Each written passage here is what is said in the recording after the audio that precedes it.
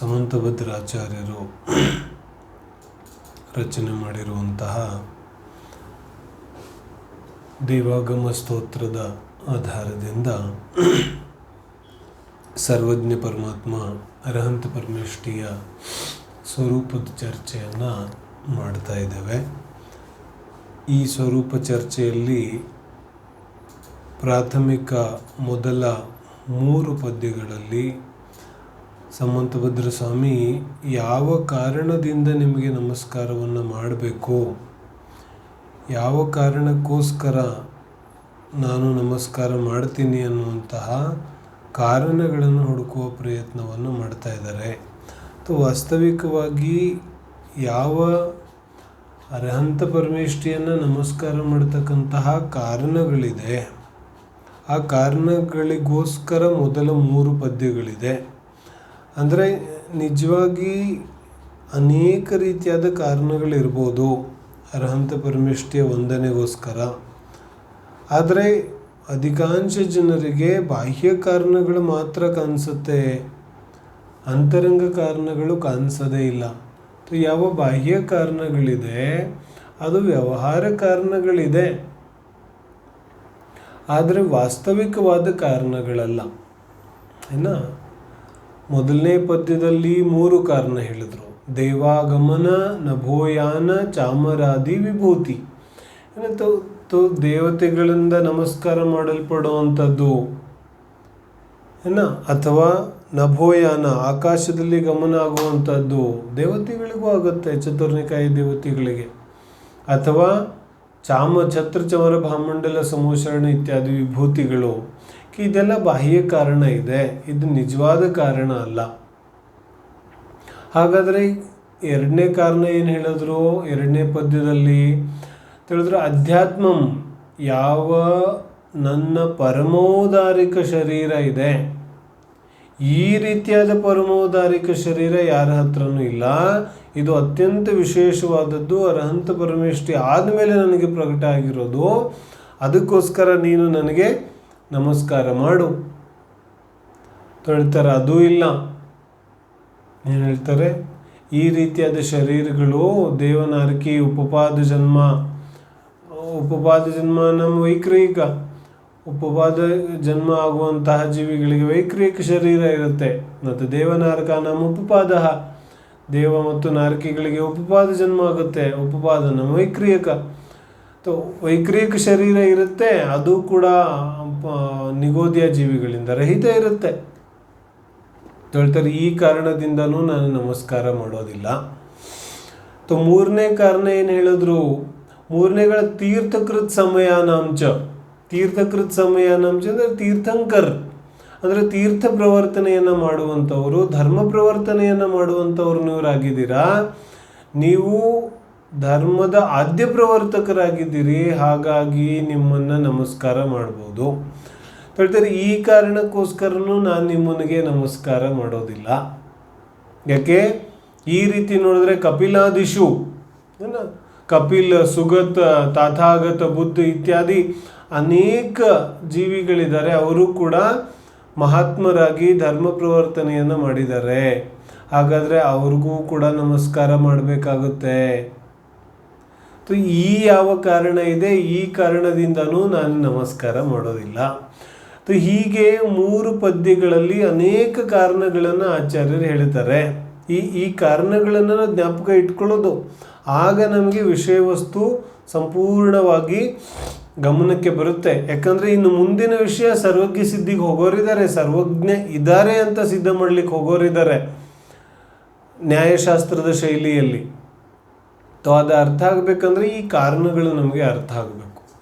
3 ಪದ್ಯಗಳಲ್ಲಿ ಇವೆಲ್ಲ ಕಾರಣಗಳು ಹೇಳಿದ್ರಲ್ಲ, ದೇವಾಗಮನ, ನಭೋಯಾನ, ಚಾಮರಾದಿ ವಿಭೂತಿ, ಅದಾದಮೇಲೆ ಅಧ್ಯಾತ್ಮ ಯಾವ ಪರಮೋದಾರಿಕ ಶರೀರ, ಅದಾದಮೇಲೆ ತೀರ್ಥಕೃತ್ ಸಮಯಾನಾಂಚ, ತೀರ್ಥಂಕರ ತೀರ್ಥ ಪ್ರವರ್ತನೆಯನ್ನು ಮಾಡೋದ್ರಿಂದ. ಈ ಎಲ್ಲ ಕಾರಣಗಳು ಬಾಹ್ಯ ಕಾರಣಗಳಿದೆ, ಅಂತರಂಗ ಕಾರಣಗಳಲ್ಲ. ಬಾಹ್ಯ ಕಾರಣಗಳಿರೋದ್ರಿಂದ ಇವುಗಳನ್ನು ನಿಜವಾದ ಅರಹಂತ ಪರಮೇಷ್ಠಿ ಅಥವಾ ಅರಹಂತ ಪರಮೇಷ್ಠಿಯ ನಿಜವಾದ ಸ್ವರೂಪ ಅಂತ ನಾವು ಒಪ್ಪಲಿಕ್ಕೆ ಸಾಧ್ಯ ಇಲ್ಲ. ಇಷ್ಟ ಅರ್ಥ ಆಗುತ್ತೆ. ಹಾಗಾದರೆ ನಮಗೆ ಇನ್ನೊಂದು ಪ್ರಶ್ನೆ ಏನು ಬೀಳುತ್ತೆ, ಹಾಗಾದರೆ ಏನಕ್ಕೆ ಹೇಳಿದ್ರು? ಇದು ನಿಜವಾದ ಸ್ವರೂಪ ಅಲ್ಲ ಅರ್ಹಂತ ಪರಮೇಷ್ಠಿದ್ದು ಅಂದಮೇಲೆ ಶಾಸ್ತ್ರದಲ್ಲಿ ಇದೆಲ್ಲ ಅರ್ಹಂತ ಪರಮೇಷ್ಠಿಯ ಸ್ವರೂಪ ಅಂತ ಹೇಳಿದ್ದಾರಲ್ಲ, ಹೀಗ್ಯಾಕೆ ಹೇಳಿದ್ದಾರೆ? ಮತ್ತೆ ಎಲ್ಲ ವಿರೋಧ ಕಾಣಿಸ್ತಿದೆಯಲ್ಲ ನಮಗೆ. ಸಮಂತಭದ್ರ ಸ್ವಾಮಿ ಹೇಳುತ್ತಿದ್ದಾರೆ ಇದ್ಯಾವುದೂ ನಿಜವಾದ ಸ್ವರೂಪ ಅಲ್ಲ. ನಾತಸ್ತಮಸಿ ನೋ ಮಹಾನ್, ಈ ಕಾರಣಗಳಿಂದ ನೀವು ಮಹಾನರಿಲ್ಲ ಬೋಲ್. ಹಾಗಾದರೆ ಈ ಕಾರಣದಿಂದ ಅರ್ಹಂತ ಪರಮೇಷ್ಠಿ ಮಹಾನ ಅಲ್ಲ ಅಂದಮೇಲೆ ಈ ಕಾರಣಗಳನ್ನು ಯಾಕೆ ಹೇಳಿದ್ರು? ಯಾತಕ್ಕೋಸ್ಕರ ಈ ಕಾರಣಗಳನ್ನೇ ಹೇಳ್ಬಾರ್ದಿತ್ತಲ್ಲ. ಈ ಕಾರಣಗಳಿಂದ ಅರ್ಹಂತ ಪರಮೇಷ್ಠಿ ಮಹಾನರಾಗೋದಿಲ್ಲ ಅಂದಮೇಲೆ ಈ ಕಾರಣಗಳನ್ನು ಹೇಳೋದೇ ಬೇಕಾಗಿಲ್ಲ. ಆದರೂ ಕೂಡ ಈ ಕಾರಣಗಳನ್ನು ಯಾಕೆ ಹೇಳ್ತಾರೆ? ನಾವು ವಿಚಾರ ಮಾಡಿ ನೋಡಿದಾಗ ಬಹಿರಂಗದಿಂದ ಅರ್ಹಂತ ಪರಮೇಷ್ಠಿಯನ್ನು ಗುರುತಿಸಲಿಕ್ಕೆ ಅಥವಾ ಬಹಿರಂಗದಿಂದ ಅರ್ಹಂತ ಪರಮೇಷ್ಠಿ ಹೇಗಿದ್ದಾರೆ ಅನ್ನೋದನ್ನು ತೋರಿಸಲಿಕ್ಕೆ ಈ ರೀತಿಯಾದ ವರ್ಣನೆಯನ್ನು ಮಾಡಿದ್ದಾರೆ. ಮತ್ತಿದು ಅವಶ್ಯಕನೂ ಇದೆ. ಯಾತಕ್ಕೋಸ್ಕರ? ವ್ಯವಹಾರಿ ದೃಷ್ಟಿ ಉಳ್ಳಂತಹ ಜೀವಿಗೋಸ್ಕರ ಇದು ಅವಶ್ಯಕ ಇದೆ. ಯಾವ ಜೀವ ಬಸ್ತಿಗೆ ಬರೋದಿಲ್ಲ, ಅವನು ಬಸ್ತಿಯ ಆಕರ್ಷಕವಾದ ರೂಪವನ್ನು ನೋಡಿ ಆದರೂ ಬಸ್ತಿಗೆ ಬರ್ತಾನೆ. ಬಸ್ತಿಗೆ ಬಂದ ಮೇಲಾದರೂ ಅವನ ಮನಸ್ಸು ಪರಿವರ್ತನೆ ಆಗಬಹುದು ಅನ್ನೋ ದೃಷ್ಟಿಯಿಂದ ಅದ್ಭುತವಾದ ಭವ್ಯವಾದ ಜನಮಂದಿರ ಬೇಕು ಏನು ಹೇಳ್ತಾರೆ. ಇದು ಎರಡರ ಸಾಮಂಜಸ್ಯವನ್ನು ನಾವು ತಿಳಿಬೇಕು, ಇಲ್ಲಾಂದರೆ ಆಗೋದಿಲ್ಲ. ಜೀವ ಏನು ಮಾಡ್ತಾನೆ, ಒಂದು ಸಮಂತಭದ್ರ ಸ್ವಾಮಿ ಹೇಳಿದ್ದಾರೆ ಇದೆಲ್ಲ ವ್ಯವಹಾರ ಇದೆ, ಇದೆಲ್ಲ ಏನೂ ಬೇಕಾಗಿಲ್ಲ, ಎಲ್ಲ ಬಿಟ್ಬಿಡೋದು. अरे छोड़ने की बात कहाँ करते हैं? समंतभद्र स्वामी कह रहे हैं कि ये वास्तविक अरहंत परमेष्ठि का स्वरूप नहीं है. स्वरूप नहीं है किस दृष्टि से? व्यवहार की दृष्टि से तो स्वरूप है, निश्चय से तो नहीं है. ಅಂದರೆ ವಾಸ್ತವಿಕವಾಗಿ ಈ ರೀತಿಯಾದ ಸ್ವರೂಪ ಇಲ್ಲ, ಆದರೆ ಬಹಿರಂಗ ಸ್ವರೂಪ ಇದೆ. ಯಾವ ವ್ಯವಹಾರ ದೃಷ್ಟಿ ಉಳ್ಳಂತಹ ಜೀವ ಇದ್ದಾನೆ ಅವನು ಯಾವುದನ್ನು ನೋಡಿ ಆಕರ್ಷಿತ ಆಗ್ತಾನೆ? ಅವನಿಗೆ ಮೊಟ್ಟ ಮೊದಲ ಅನಂತ ಚತುಷ್ಟಯಗಳು ಕಾಣಿಸೋದಿಲ್ಲ, ಅದು ಸಾಧ್ಯ ಇಲ್ಲ. ಹಾಗಾಗಿ ಅರ್ಹಂತ ಪರಮೇಷ್ಠಿಯ ಬಾಹ್ಯ ಸ್ವರೂಪದ ವರ್ಣನೆ ಕೂಡ ಅವಶ್ಯಕ ಇದೆ. ಏನು ಹೇಳ್ತಾರೆ? ಭಕ್ತಾಮರ ಪ್ರಣತ ಮೌಲಿ ಮಣಿಪ್ರಭಾಣಾಂ ಉದ್ಯೋತಕಂ ದಲಿತ ಪಾಪ ತಮೋವಿತಾನಾಂ ಎಲ್ಲ ವರ್ಣನೆ ಮಾಡ್ತಾರೆ. ತುಭ್ಯಂ ನಮಸ್ತ್ರಿಭುವನಾರ್ತಿ ಎಲ್ಲ ವರ್ಣನೆ ಮಾಡ್ತಾರೆ. ಶಾರೀರಿಕ ಎಲ್ಲ ವರ್ಣನೆಯನ್ನು ಮಾಡಿದ್ರು ಕೂಡ ಯಶಾಂತರಾಗ ರುಚಿಭಿ ಪರಮಾಣು ಬಿಸ್ತ್ವಂ ಎಂತೆಂಥ ವರ್ಣನೆಯನ್ನು ಮಾಡ್ತಾರೆ. ಕನತ್ಸು ಮಹಾವೀರಾಷ್ಟಕ ಸ್ತೋತ್ರದಲ್ಲಿ ಕನತ್ಸ್ವರ್ಣಾಭಾಸೋ ಪ್ಯಪಗತ ತನೋರ್ಜ್ಞಾನ ನಿವಹೋ ವಿಚಿತ್ರಾತ್ಮಾಪ್ಯೇಕೋ ನೃಪತಿವರ ಸಿದ್ಧಾರ್ಥ ತನಯ. ಈ ಎಲ್ಲ ಶಾರೀರಿಕ ವರ್ಣನೆಗಳು ಶಾಸ್ತ್ರದಲ್ಲಿ ನಮಗೆ ಬಹುಳವಾಗಿ ಓದಲಿಕ್ಕೆ ಸಿಗುತ್ತೆ. ಹಾಗಾದರೆ ಅದೆಲ್ಲ ಅಸತ್ಯ ಇದೆ ಅಂತ ಹೇಳ್ತಿದ್ದಾರೆ समंतभद्र स्वामी. तो ಹೇಳ್ತಾರೆ समंतभद्र स्वामी ऐसा बिल्कुल भी नहीं कहते. वो कहते हैं इस कारण से अनंत परमेष्ठी महान नहीं है. किस कारण से? समोशरण है इसलिए अनंत परमेष्ठी महान नहीं है. ಏನು ಹೇಳ್ತಾರೆ? ಸಮೋಶರಣ ಇದೆ ಹಾಗಾಗಿ ಅರ್ಹಂತ ಪರಮೇಷ್ಠಿ ಮಹಾನ್ ಇದ್ದಾರೋ, ಅಥವಾ ಅರ್ಹಂತ ಪರಮೇಷ್ಠಿ ಮಹಾನ್ ಆಗಿದ್ದಾರೆ ಹಾಗಾಗಿ ಸಮೋಶರಣದ ರಚನೆ ಆಗಿದೆ? ಏನಿದೆ? ಎರಡರ ಸ್ವರೂಪ ಅರ್ಥ ಆಗುತ್ತೆ. दोनों में बहुत फर्क है. क्या कहते हैं? व्यक्ति महान है इसलिए पुरस्कार दिया गया, और व्यक्ति को पुरस्कार दिया गया इसलिए महान हुआ. बोलो दोनों में कितना फर्क है? ಅರ್ಥ ಆಗ್ತಿದೆ? ಪುರಸ್ಕಾರ ಕೊಟ್ಟ ಮೇಲೆ ವ್ಯಕ್ತಿ ಮಹಾನ್ ಆಗ್ತಾನೆ, ಮತ್ತು ವ್ಯಕ್ತಿ ಮಹಾನ್ ಇದ್ದಾನೆ ಅದಕ್ಕೋಸ್ಕರ ಪುರಸ್ಕಾರ ಕೊಟ್ಟಿದ್ದಾರೆ. ಎರಡರಲ್ಲಿ ಎಷ್ಟು ವ್ಯತ್ಯಾಸ ಇದೆ? ಬಹಳ ವ್ಯತ್ಯಾಸ ಇದೆ. ಇದೇ ವ್ಯತ್ಯಾಸ ಅರ್ಹಂತ ಪರಮೇಷ್ಠಿಯ ಅಂತರಂಗ ಬಹಿರಂಗ ಸ್ವರೂಪದಲ್ಲಿದೆ. ಅರ್ಹಂತ ಪರಮೇಷ್ಠಿ ಆತ್ಮಿಕ ಅಂತರಂಗ ದೃಷ್ಟಿಯಿಂದನೇ ಮಹಾನ್ ಇದ್ದಾರೆ. 4 ಘಾತಿ ಕರ್ಮಗಳನ್ನು ನಾಶ ಮಾಡಿ ಅಂತರಂಗ ಸ್ವರೂಪವನ್ನು ಪ್ರಕಟ ಮಾಡ್ಕೊಂಡಿದ್ದಾರೆ. अनंत दर्शन, अनंत ज्ञान, अनंत सुख, अनंत वीर प्रकट हो चुका है. तो महान है, ऑलरेडी महान आत्मा है.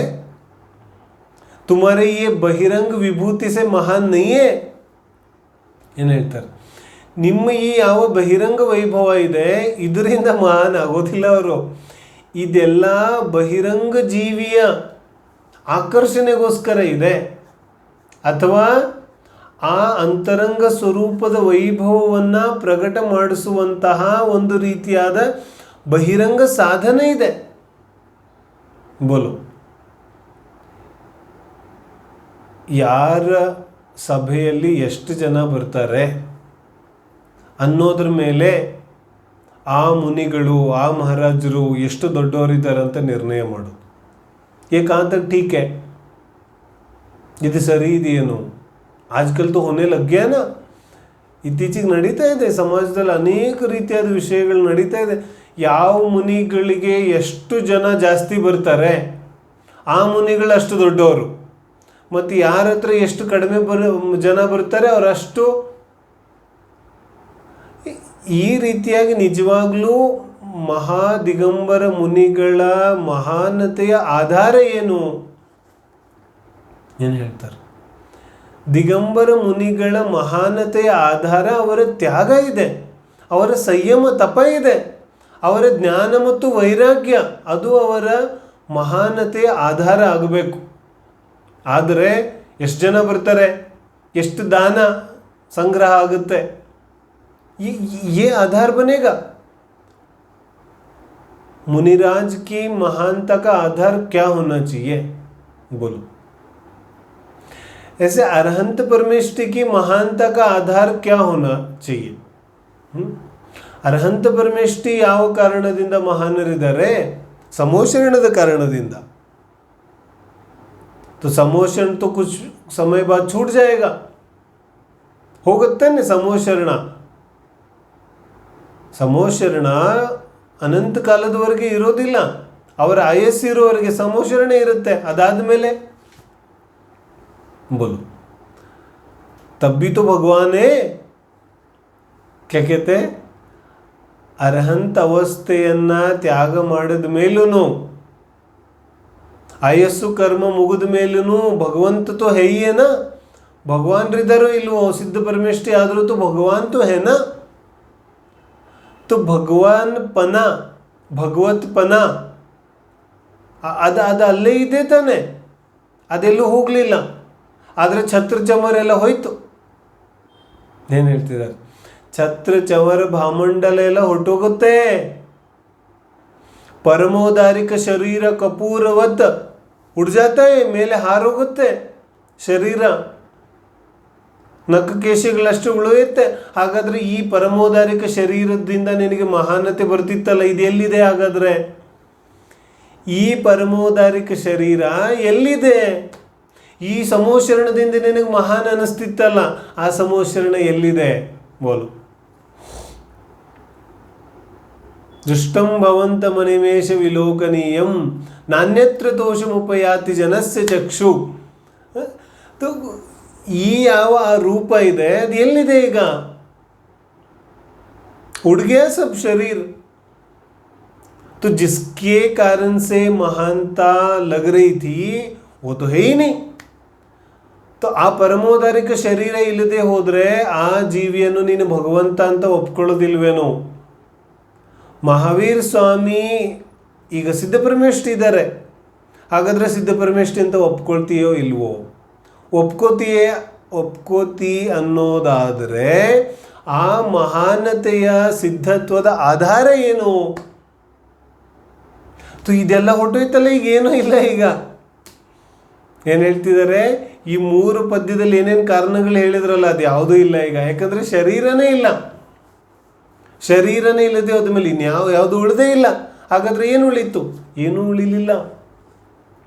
ಯಾವುದನ್ನು ಮಹಾನ್ ಅಂತ ಕರಿತೀಯ ಹಾಗಾದರೆ ಈಗ? ಏನ ಆ ಚರ್ಚೆ ಇನ್ನೂ ತುಂಬ ಭಿನ್ನ ಇದೆ. ಈಗ ನಾವು ಕೇವಲ ಅರ್ಹಂತ ಪರಮೇಷ್ಠಿಯ ಮೇಲೆ ಕನ್ಸಂಟ್ರೇಟ್ ಮಾಡೋಣ. ಯಾಕಂದರೆ ಸಮಂತಭದ್ರ ಸ್ವಾಮಿ ಆ ವಿಚಾರವನ್ನೇ ತಿಳಿಸ್ಲಿಕ್ಕೆ ಹೊರಟಿದ್ದಾರೆ. ಎರಡು ವಿಚಾರಗಳು ನಮಗಿಲ್ಲಿ ಮುಖ್ಯ ಇದೆ. ಒಂದು, ಈ ಯಾವ ವ್ಯಾವಹಾರಿಕ ಬಾಹ್ಯ ಸ್ವರೂಪವನ್ನು ಹೇಳ್ತಾ ಇದ್ದಾರೆ ಇದು ಅಸತ್ಯ ಇಲ್ಲ. ವ್ಯವಹಾರ ನಿಶ್ಚಯದ ಚರ್ಚೆ ನಾವು ಮಾಡ್ಕೊಂಬಂದಿದ್ದೇವೆ, ಅದನ್ನು ಉಪಯೋಗ ಮಾಡಿಕೊಳ್ಳೋದು. ಈ ಯಾವ ಬಹಿರಂಗ ಅರ್ಹಂತ ಪರಮೇಷ್ಠಿಯ ಸ್ವರೂಪ ಇದೆ ಇದು ಅಸತ್ಯ ಇಲ್ಲ, ಇದು ಸತ್ಯ ಇದೆ, ಆದರೆ ವಾಸ್ತವಿಕವಾದ ಸ್ವರೂಪ ಅಲ್ಲ, ಅಂತರಂಗ ಸ್ವರೂಪ ಅಲ್ಲ, ಬಹಿರಂಗ ಬಿಟ್ಟು ಹೋಗುವಂಥ ಸ್ವರೂಪ ಇದೆ, ಅನ್ಯಜೀವಿಗಳಲ್ಲೂ ಕಾಣಿಸುವಂಥ ಸ್ವರೂಪ ಇದೆ. ಹಾಗಾಗಿ ನಿಜವಾದ ಸ್ವರೂಪ ಅಲ್ಲ. ಏನ ಒಬ್ಬ ವ್ಯಕ್ತಿ ಡಾಕ್ಟ್ರ್ ಇದ್ದಾನೆ ಡಾಕ್ಟ್ರ್ ಏನಿರ್ತಾನೆ ಅಂದರೆ ಡಾಕ್ಟ್ರು ಕೂಡ ಒಬ್ಬ ಮನುಷ್ಯ ಡಾಕ್ಟರ್ ಮನುಷ್ಯ ಇದ್ದಾನೆ. ಹಾಗಾದರೆ ಈ ಮನುಷ್ಯನ ಯಾವ ಲಕ್ಷಣ ಇದೆ ಅದನ್ನು ಡಾಕ್ಟರ್ ಅಂತ ನಾವು ಮಾಡಿಬಿಟ್ಟಿದ್ದೀವಿ. ಈ ಮನುಷ್ಯ ಯಾರು ಅಂದರೆ ಇವನು ಡಾಕ್ಟ್ರು. ಆದರೆ ಮನುಷ್ಯನ ಲಕ್ಷಣ ಡಾಕ್ಟರ್ ಅಂತ ಮಾಡಿದ್ರೆ ಸಮಸ್ಯೆ ಏನಾಗುತ್ತೆ? ಡಾಕ್ಟ್ರ್ ರಿಟೈರ್ಡ್ ಕೂಡ ಆಗ್ಬೋದು, ಡಾಕ್ಟ್ರ್ ತನ್ನ ಪ್ರಾಕ್ಟೀಸನ್ನು ಬಿಟ್ಟು ಬಿಡ್ಬೋದು, ಡಾಕ್ಟ್ರಿಗೆ ತನಗಿರೋ ಜ್ಞಾನ ಹೊರಟೋಗ್ಬಿಡ್ಬೋದು. ಏನೇನು क्या प्रसंग बन सकता है, बहुत कुछ प्रसंग बन सकते हैं. लेकिन ಅದೆಲ್ಲ ಹೋದ್ರೂ ಮನುಷ್ಯ तो है ही है ना. ಮಾನವ ಮಾನವನಾಗೇ ಇರ್ತಂತಾನೆ, ಮಾನವ ಬದಲಾಗೋದಿಲ್ಲ. ಆದರೆ ಆ ಮಾನವನ ಬಹಿರಂಗ ಲಕ್ಷಣ ಡಾಕ್ಟರ್ ಇದೆ, ಬಹಿರಂಗ ಲಕ್ಷಣ ಇಂಜಿನಿಯರ್ ಇದೆ, ಬಹಿರಂಗ ಲಕ್ಷಣ ಶಿಕ್ಷಕ ಇದೆ, ಬಹಿರಂಗ ಲಕ್ಷಣ ಶ್ರೀಮಂತ ಇದೆ. ಹಾಗಾದರೆ ಅದು ಅಸತ್ಯ ಇದೆಯೇನೋ ಕೇಳ್ತಾರೆ. ಅಸತ್ಯ ಇಲ್ಲ, ಆದರೆ ನಿಜವಾದ ಸ್ವರೂಪ ಅಲ್ಲ. ಯಾಕಂದರೆ ಇವಾಗ ಶ್ರೀಮಂತ ಇರೋ ನಾಳೆ ಬಡವಾಗ್ಬೋದು, ಇವತ್ತು ಬಡವ ಇರೋ ನಾಳೆ ಶ್ರೀಮಂತ ಆಗ್ಬೋದು. ಈಗ ಅಜ್ಞಾನಿ ಇರೋನು ನಾನೇ ಜ್ಞಾನಿ ಆಗ್ಬೋದು. ಅಜ್ಞಾನಿ ಅಂದರೆ ಬಾಹ್ಯ ದೃಷ್ಟಿಯಿಂದ, ಸಮ್ಯಕ್ ದರ್ಶನ ಮಿಥ್ಯಾದರ್ಶನ ಅಲ್ಲ. ಈಗ ಜ್ಞಾನಿ ಇದ್ದವನು ನಾಳೆ ಅಜ್ಞಾನಿ ಆಗ್ಬೋದು. ಈಗ ಚೆನ್ನಾಗಿ ಕಾಣಿಸೋ ನಾಳೆ ಕುರೂಪ ಆಗ್ಬೋದು, ಈ ಕುರೂಪ ಇದ್ದವ್ ನಾಳೆ ಚೆನ್ನಾಗಿ ಕಾಣಿಸ್ಬೋದು. ಕ್ಯಾ ಪ್ರಸಂಗ ಬಂದ್ ಸಕ್ತಾ है. ಹಾಗಾಗಿ ಈ ಬಹಿರಂಗ ಲಕ್ಷಣಗಳನ್ನು ಮಾಡೋದು ಸಂಪೂರ್ಣ ಅಸತ್ಯ ಇಲ್ಲ, ಆದರೆ ಆಂತರಿಕವಾಗಿ ನೈಜ ಸತ್ಯ ಇಲ್ಲ. ನಿಜವಾದ ಸತ್ಯ ಶಾಶ್ವತ ಸತ್ಯ ಅಲ್ಲ. ಇದು ಶಾಶ್ವತ ಸತ್ಯ ಆಗಲಿಕ್ಕೆ ಸಾಧ್ಯ ಇಲ್ಲ. ತಾತ್ಕಾಲಿಕ ಸತ್ಯ ಇದೆ, ಪರ್ಯಾಯಿಕ ಸತ್ಯ ಇದೆ, ಆ ಪರ್ಯಾಯದ ಸತ್ಯ ಇದೆ. ಆದರೆ ದ್ರವ್ಯರೂಪ ಶಾಶ್ವತ ಸತ್ಯ ಇಲ್ಲ, ಅದು ಬಹಳ ಕಾಲ ಬರೋದಿಲ್ಲ. ಹಾಗಾಗಿ ಈ ರೀತಿಯಾಗಿ ಮಾನವನ ಲಕ್ಷಣ ಈ ರೀತಿ ಬಹಿರಂಗ ಮಾಡೋದು ಸಂಪೂರ್ಣ ಅಸತ್ಯ ಇಲ್ಲ, ತಾತ್ಕಾಲಿಕ ಸತ್ಯ ಇದೆ. ಆದರೆ ಮನುಷ್ಯನ ಲಕ್ಷಣ ಮನುಷ್ಯ ರೀತಿಯಾಗಿ ಕಣ್ಣು ಕಿವಿ ಮೂಗು ಬಾಯಿಯಿಂದ ಈ ಥರ ಮನುಷ್ಯ ಇರ್ತಾನೆ ಅಂತ ಹೇಳೋದು ಇದು ಶಾಶ್ವತ ಸತ್ಯ ಇದೆ. ಯಾಕಂದರೆ ಮನುಷ್ಯ ಇದೇ ರೀತಿಯಾಗಿ ಇರ್ತಾನೆ, ಅನ್ಯ ಪ್ರಕಾರವಾಗಿರಲಿಕ್ಕೆ ಸಾಧ್ಯ ಇಲ್ಲ. ಹಾಗೆಯೇ ಬಹಿರಂಗದಿಂದ ಅರ್ಹಂತ ಪರಮೇಷ್ಠಿಯನ್ನು ನಾವು ಗುರುತಿಸೋದು ತಾತ್ಕಾಲಿಕ ಸತ್ಯ ಇದೆ, ಆ ಪರ್ಯಾಯದ ಸತ್ಯ ಇದೆ, ಆದರೆ ಶಾಶ್ವತ ಸತ್ಯ ಇಲ್ಲ. ಶಾಶ್ವತ ಸತ್ಯ ಏನಿದೆ ಅದನ್ನು ಇನ್ನು ಮುಂದೆ ಆಚಾರ್ಯರು ವರ್ಣನೆ ಮಾಡಲಿಕ್ಕೆ ಶುರು ಮಾಡಿದ್ದಾರೆ.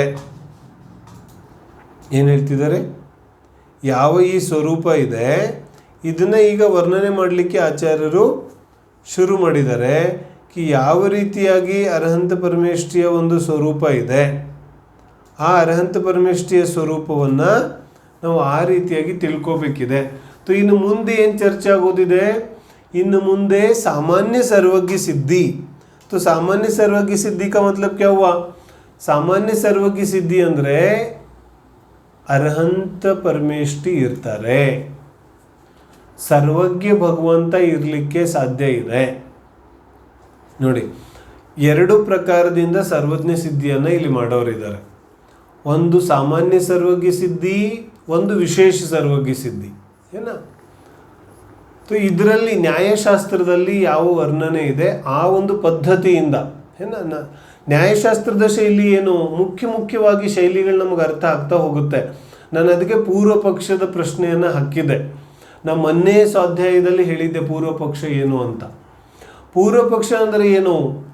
ಪೂರ್ವ ಪಕ್ಷ ಅಂದರೆ ಪೂರ್ವ ಪಕ್ಷ ಮತ್ತು ಉತ್ತರ ಪಕ್ಷ ನ್ಯಾಯಶಾಸ್ತ್ರದಲ್ಲಿ ಬರುವಂತಹ ಪದಗಳು. पूर्व पक्ष का मतलब क्या हुआ? पूर्व पक्ष का मतलब ಮಂಡನೆ ಮಾಡೋದು. ಏನು? ಯಾವುದನ್ನು ನಂತರ ಖಂಡನೆ ಮಾಡೋದಿದೆ ಅದನ್ನು ಮೊದಲು ಮಂಡನೆ ಮಾಡೋದು. ಉದಾಹರಣೆಗೆ ಯಾರೋ ಒಬ್ಬರು ಏನೋ ಹೇಳಿದ್ರು, ಪ್ರಪಂಚದಲ್ಲಿ ಅರ್ಹಂತ ಪರಮೇಷ್ಠಿ ಇರೋಕ್ಕೆ ಸಾಧ್ಯ ಇಲ್ಲ ಅಂತ. ಇದನ್ನು ಆಚಾರ್ಯರು ಮೊದಲು ಬರೀತಾರೆ. ಏನಂತ? ಈ ಥರ ಕೆಲವು ಜನರಿಗೆ ಅನ್ಸುತ್ತೆ ಕಿ ಪ್ರಪಂಚದಲ್ಲಿ ಅರ್ಹಂತ ಪರಮೇಷ್ಠಿ ಇರಕ್ಕೆ ಸಾಧ್ಯ ಇಲ್ಲ, ಅಥವಾ ಈ ಥರ ಕೆಲವು ಜನರಿಗೆ ಅನ್ಸುತ್ತೆ ಕಿ ದೇವಾಗಮನ ಭೂಯಾನ ಚಾಮರಾದಿ ವಿಭೂತಯ, ಈ ರೀತಿ ಅರ್ಹಂತ ಪರಮೇಷ್ಠಿಯ ಮಹಾನತೆ ಈ ಕಾರಣದಿಂದ ಇರುತ್ತೆ ಅಂತ ಕೆಲವು ಜನರಿಗೆ ಅನಿಸುತ್ತೆ. ಕೆಲವು ಜನರಿಗೆ ಅನಿಸುತ್ತೆ ಅನ್ನೋದನ್ನು ಎಲ್ಲ ಸಮಯದಲ್ಲಿ ಹೇಳಬೇಕಾಗಿಲ್ಲ. ಯಾಕಂದರೆ ಇದು ನ್ಯಾಯ ಗ್ರಂಥ ಇದೆ, ಅಥವಾ ನಾವು ತಿಳ್ಕೊಬೇಕು ಇದು ಪೂರ್ವ ಪಕ್ಷ ಇದೆ. ಯಾಕೆ? ಮುಂದೆ ಹೋಗಿ ಇದನ್ನೇ ಖಂಡನೆ ಮಾಡೋರಿದ್ದಾರೆ. ಯಾವಾಗ ಖಂಡನೆ ಮಾಡ್ತಾರೆ ಅವಾಗ ಗೊತ್ತಾಗುತ್ತೆ, ಓ ಇದು ಉತ್ತರ ಪಕ್ಷ ಇದೆ, ಇದು ಪೂರ್ವ ಪಕ್ಷ ಇದೆ. ಪೂರ್ವ ಪಕ್ಷ ಅಂದರೆ ಯಾವುದನ್ನು ಮೊದಲು ಸ್ಥಾಪನೆ ಮಾಡ್ತಾರೆ, ಯಾವುದನ್ನು ಮೊದಲು ಹೇಳ್ತಾರೆ ಅದು ಪೂರ್ವ ಪಕ್ಷ. ಮತ್ತು ಯಾವುದನ್ನು ಮೊದಲು ಹೇಳಿದರೆ ಅದನ್ನು ಯಾವಾಗ ಖಂಡನೆ ಮಾಡಲಿಕ್ಕೆ ಶುರು ಮಾಡ್ತಾರೆ ಅದು ಉತ್ತರ ಪಕ್ಷ ಆಗುತ್ತೆ. ಇಲ್ಲ, ಈ ಒಂದು ನಮ್ಮ ಚರ್ಚೆಯಲ್ಲಿ ಈಗ ಅರ್ಹಂತ ಪರಮೇಷ್ಠಿಗೆ ನಮಸ್ಕಾರ ಮಾಡಲಿಕ್ಕೆ ಅನೇಕ ಕಾರಣಗಳನ್ನು ಹೇಳಿದ್ರು. ಇವೆಲ್ಲ ಕಾರಣಗಳು ಪೂರ್ವ ಪಕ್ಷ ಇದೆ. ಯಾಕೆ ಪೂರ್ವ ಪಕ್ಷ ಇದೆ? ಇನ್ನು ಈ 4ನೇ ಪದ್ಯದಿಂದ ಇದನ್ನೆಲ್ಲ ಖಂಡನೆ ಮಾಡೋರಿದ್ದಾರೆ. ಈ 4ನೇ ಪದ್ಯದಿಂದ ಇದನ್ನೆಲ್ಲ ಖಂಡನೆ ಮಾಡ್ಲಿಕ್ಕೆ ಹೋಗೋರಿದ್ದಾರೆ. ಈಗ ಯಾವಾಗ ಖಂಡನೆ ಮಾಡ್ತಾರೆ ಅದು ಉತ್ತರ ಪಕ್ಷ ಆಗುತ್ತೆ. ಆ ಉತ್ತರ ಪಕ್ಷದಿಂದ ನಮಗೆ ಗೊತ್ತಾಗುತ್ತೆ, ಓ ಇದು ಪೂರ್ವ ಪಕ್ಷ ಇದೆ ಅಂತ. ಅರ್ಥ ಆಯಿತು? ಪೂರ್ವ ಪಕ್ಷದಲ್ಲಿ ಏನೇನಾಯಿತು? ಈ ಕಾರಣಗಳನ್ನು ನಾವು ಹೇಳಿದ್ವಲ್ಲ, ಈ ಎಲ್ಲ ಕಾರಣಗಳು ಪೂರ್ವ ಪಕ್ಷ ಇದೆ. ಇನ್ನು 4ನೇ ಪದ್ಯದಿಂದ ಉತ್ತರ ಬರುತ್ತೆ. ಆ ಉತ್ತರಕ್ಕೆ ನಾವು ಒಂದೇನಂತೀವಿ? ಉತ್ತರ ಪಕ್ಷ. ಪೂರ್ವ ಪಕ್ಷ ಅಂದರೆ ಮೊದಲು ಹೇಳಿರುವಂಥ ವಿಚಾರ, ಉತ್ತರ ಪಕ್ಷ ಅಂದರೆ ಆನಂತರ ಹೇಳಿರುವಂತಹ ವಿಚಾರ. ಇದು ಏನಾಯಿತು? ಪೂರ್ವ ಪಕ್ಷ, ಉತ್ತರ ಪಕ್ಷ. ಸ್ವಲ್ಪ ಬೇಸಿಕ್ ತಿಳ್ಕೊಳ್ಳೋದಿದೆ. ನಾನು ತುಂಬ ಡೀಪಿಗೆ ಏನೂ ಹೋಗೋದಿಲ್ಲ. ನ್ಯಾಯಶಾಸ್ತ್ರದ ಬೇಸಿಕ್ ಫಂಡಮೆಂಟಲ್ ಯಾವ ಕೆಲವು ವಿಚಾರ ಇದೆ, ಕ್ರಮೇಣವಾಗಿ ನಮಗೆ ಆ ಶಬ್ದಗಳ ಪರಿಚಯ ಆದರೂ ಆಗುತ್ತಾ ಹೋದರೆ ಮುಂದೆ ಆ ವಿಚಾರಗಳು ಸ್ಪಷ್ಟ ಆಗುತ್ತಾ ಹೋಗುತ್ತೆ. ಒಂದೇ ದಿನ ನಾವು ಎಲ್ಲವನ್ನು ತಿಳ್ಕೊಳ್ಳೋಕ್ಕಾಗೋದಿಲ್ಲ. ಆದರೆ ಕ್ರಮೇಣವಾಗಿ ಇಷ್ಟು ದಿನ ನಮ್ಮ ಸ್ವಾಧ್ಯಾಯ ಆಗಿದೆಯಲ್ಲ, ಇಷ್ಟು ದಿನದಲ್ಲೇ ನಮಗೆ ವ್ಯತ್ಯಾಸ ಗೊತ್ತಾಗುತ್ತಾ ಇರ್ಬೋದು. ಈಗ ನಮಗೆ ಮೊದಲು ಎಷ್ಟು ಜ್ಞಾನ ಇತ್ತು, ಇವಾಗ ಎಷ್ಟು ಜ್ಞಾನ ಆಗಿದೆ, ಏನು ವ್ಯತ್ಯಾಸ ಆಗಿದೆ, ಆ ಡಿಫ್ರೆನ್ಸನ್ನು ನಾವು ತಿಳ್ಕೊಬೋದಲ್ಲ. ಹೀಗೆ ಕ್ರಮೇಣವಾಗಿ ನಮಗೆ ಅದರ ಒಂದು ಯಾವ ಜ್ಞಾನ ಇದೆ ಅದು ಆಗುತ್ತಾ ಹೋಗುತ್ತೆ. ಹಾಗಾಗಿ ಕ್ರಮೇಣವಾಗಿ ಮಾಡೋದಿದೆ. ಆ ಶಬ್ದಗಳ ಪರಿಚಯ ಆದರೂ ಆದರೆ ಮುಂದೆ ಹೋಗ್ತಾ ಆ ವಿಚಾರ ಮತ್ತಷ್ಟು ಸ್ಪಷ್ಟವಾಗುತ್ತೆ. ಹಾಗಾಗಿ ಪೂರ್ವ ಪಕ್ಷ, ಉತ್ತರ ಪಕ್ಷ, ಮೊದಲು ಹೇಳಿದ್ದು ಆನಂತರ ಹೇಳಿದ್ದು, ಈ ರೀತಿಯಾಗಿ. ಈಗ ಇಲ್ಲಿ ತನಕ ನಮ್ಮದು ಪೂರ್ವ ಪಕ್ಷ ಮುಗೀತು. ಇನ್ನು ಉತ್ತರ ಪಕ್ಷ ಪ್ರಾರಂಭ ಆಗುತ್ತಾ ಇದೆ. ಉತ್ತರ ಪಕ್ಷದಲ್ಲಿ ಏನು ಮಾಡೋರಿದ್ದಾರೆ? ಉತ್ತರ ಪಕ್ಷದಲ್ಲಿ 2 ವಿಚಾರಗಳಿದೆ. ಸಾಮಾನ್ಯವಾಗಿ ಒಂದು ವಿಚಾರ ಏನು? ಸರ್ವಜ್ಞ ಸಿದ್ಧಿ. ಸರ್ವಜ್ಞ ಸಿದ್ಧಿ ಅಂದರೆ ಏನು? ಸರ್ವಜ್ಞ ಸಿದ್ಧಿ ನ್ಯಾಯಶಾಸ್ತ್ರದ ಬಹಳ ಮುಖ್ಯವಾದ ಒಂದು ಪ್ರಕರಣ ಇದೆ.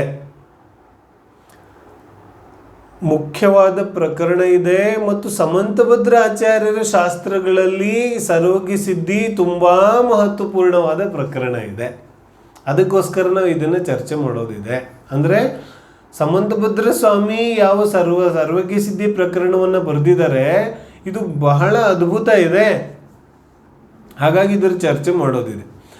ಈಗ ಸರ್ವಜ್ಞ ಸಿದ್ಧಿ ಅಂದರೆ ಏನು? ಸರ್ವಜ್ಞ ಸಿದ್ಧಿ, ಸರ್ವಜ್ಞ ಅಂದರೆ ಪೂರ್ಣ ಜ್ಞಾನಿ ಅರ್ಹಂತ ಪರಮೇಷ್ಠಿ. ಸಿದ್ಧಿ ಅಂದರೆ ಏನು? ಸಿದ್ಧಪಡಿಸೋದು. ಸಿದ್ಧಪಡಿಸೋದು ಅಂದರೆ ಪ್ರಿಪೇರ್ ಮಾಡೋದಲ್ಲ, ಪ್ರೂವ್ ಮಾಡೋದು. ಸಂಸ್ಕೃತದಲ್ಲಿ ಸಿದ್ಧಪಡಿಸೋದಕ್ಕೆ ಈ ಸಿದ್ಧ ಶಬ್ದ ಇದೆಯಲ್ಲ, ಇದು ಎರಡೂ ಅರ್ಥಗಳಲ್ಲಿ ಪ್ರಯೋಗ ಆಗುತ್ತೆ. ತು ಸಿದ್ಧತಿ ಅಂದರೆ ಪ್ರೂವ್ ಮಾಡ್ತಾನೆ, ಪ್ರಿಪೇರ್ ಮಾಡ್ತಾನಲ್ಲ. ನಾವು ಸಿದ್ಧತೆ ನಡೆಸ್ತಾನೆ ಅಂತ ಹೇಳ್ತೀವಿ ಕನ್ನಡದಲ್ಲಿ. ಸಿದ್ಧತೆ ನಡೆಸ್ತಾನೆ ಅಂದರೆ ಪ್ರಿಪೇರ್ ಮಾಡ್ತಿದ್ದಾನಂತ. ಇಲ್ಲಿ ಸಿದ್ಧಪಡಿಸ್ತಾನೆ ಅಂದರೆ ಪ್ರೂವ್ ಮಾಡ್ತಾನೆ. ಆಚಾರ್ಯ ಸಮಂತಪುತ್ರ ಸ್ವಾಮಿ ಪ್ರೂವ್ ಮಾಡ್ಲಿಕ್ಕೆ ಹೊರಟಿದ್ದಾರೆ. ಏನನ್ನ? ಸರ್ವಜ್ಞ ಅಂದರೆ ಪೂರ್ಣ ಜ್ಞಾನಿ.